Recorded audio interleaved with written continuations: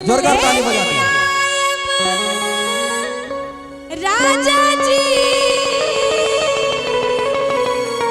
लेने आए पिया जी, लेने आए राजा जी, लेने आए पिया जी। अब पूछबे नहीं कथी जे कहब से पहले बाजू ना तो ताली होबाक चाहिए, बजबे से पहले ताली होबाक चाहिए। यो सानिया यो सानिया यो सानिया मेरे चावला लखनिया लेने आए राजा जी। यो सानिया मेरे चावला लखनिया लेने आए राजा जी। बंद करेगा ढोलक वाला बंद। सानिया मिर्जा न तो सानिया मिर्जा है नथुनिया ले भी तो तोरा इने पता छो जे पूरा हिंदुस्तान के नौजवान के सानिया मिर्जा से एलर्जी छे। हाँ एलर्जी छे। मान लिया ओकरा जे क्रिकेटरे से बियाह करऽ के रहे तो भारत में कोनो कमी छे? कौन खराबी सचिन तेंदुलकर धोनी सन कप्तान में? कौन खराबी सचिन तेंदुलकर धोनी सन कप्तान में? सल्लू मियां शाहरुख खान इरफान पठान में कि जोश नहीं चले रखवारी के नौजवान में जे सानिया मिर्जा दुल्हन बनले जाकर पाकिस्तान में कि अपना जगह पर हीरा जरल नथुनिया ले में तो दिया दो राहुल सुमन से। अब राहुल सुमन यो हमरा जिया जी इमहर में किया ताली बजे इमहर बजाओ चाची सब फास्टिंग में छथिन त हाथ में दर्द छे बुझे तभिए ने बिसरा जते कि हम फास्टिंग में छिए। एमहर के नहीं पता एमहर से ताली बजते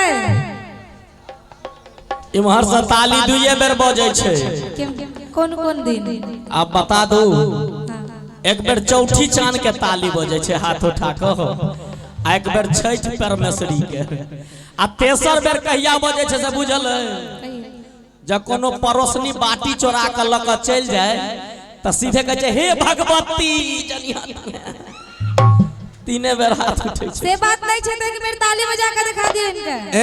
एक मिनट ओ बात तो बाद में कमिटी महोदय से आग्रह जे कनी हल्का इमर आबि के भेंट करी, हमरा पेट के हालत गड़बड़ा रहल है। राहुल भाई के तय भेजलिए ये एना ने हुआ जहां का भी अनाउंसर समाप्त भ जाए काल बने हल्ला होय रखवारिये में राज रोहित भूखले प्राण त्याग देल के। लेने आए राजा जी लेने आए पिया। एक बार ताली बजा दे तो जोरदार ताली। यो हमरा हीरा जरल नथुनिया लेने आए राजा जी। यो हमरा हीरा जरल नथुनिया लेने आए राजा जी। क्या बात है?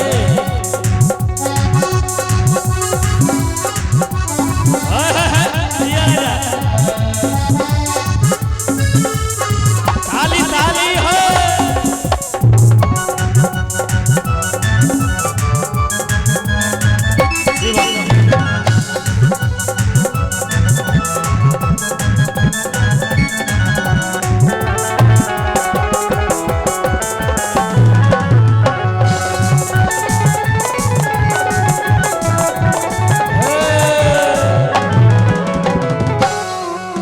आप जवाब दिए जो दिए हम जवाब कहीं इमहर से कहियो ना जवाब मिलते इनका तो एक बार ताली बजा दियो तो जोरदार ताली।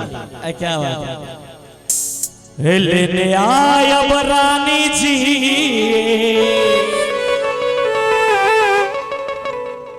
लेने आयब रानी जी।